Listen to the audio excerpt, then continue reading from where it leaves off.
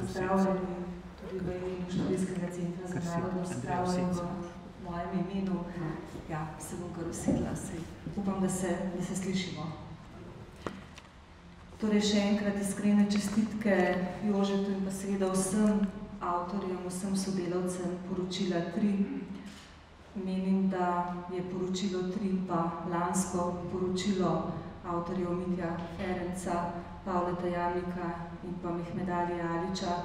Pravzaprav, kot sem že dejala na tiskovni konferenci ob izidu te zadnje knjige, spomenik v besedi vsem žrtvam povojnih pobojev na slovenskem ozemlju, vsem brez sojenja pobitim, spomenik, ki zaenkrat nadomešča tistega pravega, za katerega upam, da bo nekoč nekje stal. Torej, jaz danes morda ne bi ponavljala vseh mojih misli izrečenih na predstavitvi knjige, kjer sem imela tudi čast sodelovati, ampak morda samo nekaj poudarkov, tako kot je dejal Jože, spravnega procesa. Morda najprej ena misel v svojem tekstu v pričujoči knjigi se sprašujem, kam na seznam kolektivnih norosti bomo Slovenci postavili svojo hudo jamo. No, jaz jo umeščam v tisto dolgo vrsto, med katerimi so recimo Katin, pa Goli otok, pa Dachau, pa Gonars in tako dalje, še in še bi lahko naštevali. Torej, to so dejansko le različni obrazi istega zla. Pravim, da so to zbirne točke, kjer se lomijo vrednote naše civilizacije. No in v svojem tekstu seveda navajam različna vprašanja, ki so se porodila ob tem grozljivem odkritju v Hudi jami in ker bom dala poudarek na mednarodni prostor, bi tukaj izpostavila vprašanje o genocidu, ki so ga komunistične oblasti izpeljale nad drugače mislečimi, tako imenovanimi političnimi nasprotniki, zato morda lahko govorimo o policidu ali politicidu.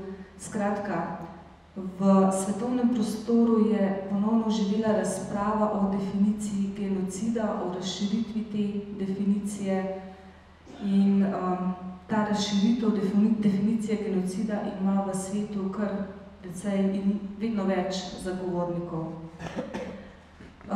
Naj tukaj upozorim, da v mednarodnem prostoru se nekako oblikuje, lahko bi rekla, neka temeljna paradigma spravnega prostora.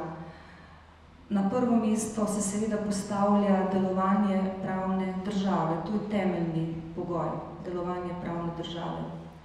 Potem sledi pravica vedeti, kamor sodijo različne komisije za resnico, ki se ustanavljajo. Torej, resnica, to je nekaj temeljnega.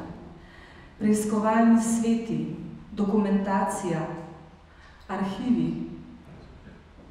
Ravno pred parimi dnevi sem se vrnila iz Bruslja, kjer je bil en poseben posvet v Evropskem parlamentu na temo arhivov nekdanjih komunističnih držav.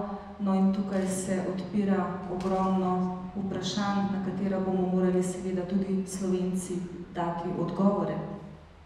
Potem so tukaj seznami pogrešanih oseb.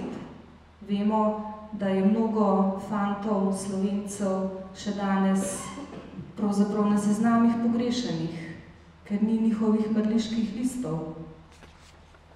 Potem se seveda na nekem temeljnem mestu izpostavlja pravica do poprave krivic. Tukaj govorimo o rehabilitaciji, kompenzaciji, restituciji, potem spomenikih, javnih upravičilih, komemoracijah, izobraževalnem materialu. Vsega tega seveda na Slovenskem ni v zadostni meri. Potem je tukaj nujna pravica do zakonitosti, sodnih postopkov, nadzora nad njimi, sodišč, mednarodnih tribunalov. V juniju se ponovno v Bruslju pripravlja konferenca ravno na to temo, torej pravna ocena totalitarnih zločinov. Ta je še kako potrebna. In vse to skupaj nam pravzaprav nekako daje, ali pa vsaj daje slutiti zagotovilo neponavljanja, saj za to pa v bistvu gre, da ne ponavljamo kolektivnih norosti. No, jaz bi mogoče samo še en poudarek, Jože, če dovoliš, gre za Evropsko platformo spomina in vesti, oziroma danes sva prevedla kot nekakšno združevanje za evropski spomin in vest, ki je v tem času začelo zelo intenzivno delovati. Torej, evropski spravni proces se res poglablja z velikimi, dolgimi koraki. Konferenco na temo prava sem že omenila. V naslednjih mesecih se bo pripravila potujoča razstava, v katero bomo Slovenci prispevali 3 panele na temo 3 totalitarizmov, ki so nas prizadeli, in bo doživela svoj krst septembra v Bratislavi, nato bo potovala po vsej Evropi. In v naslednjih mesecih se bo pripravil poseben priročnik za vse šole v vseh državah Evropske unije na temo totalitarizma. Središče tega priročnika bo pa usmerjeno na žrtev, torej tiste, ki so trpeli. Naj zaključim ta moj kratek prispevek z besedami nedavno preminulega velikega evropskega misleca, demokrata, borca za človekove pravice, ki ga vsi zelo dobro poznamo.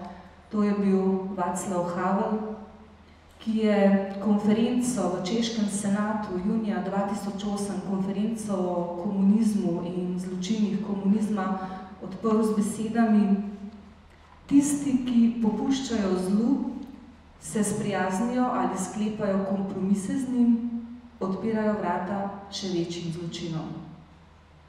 In zato je naša generacija dolžna poiskati pot iz hude jame. Le ena pot vodi na svetlo. Pot resnice in spomina. Za dobro naše prihodnosti upam, da jo bomo izbrali. In marca naslednje leto, kot je dejal Jože, na mednarodni konferenci ugotavljali, da nas huda jama v tej svoji smrtni grozi vendarle pelje v neko katarzo in pomiritev. Hvala lepa.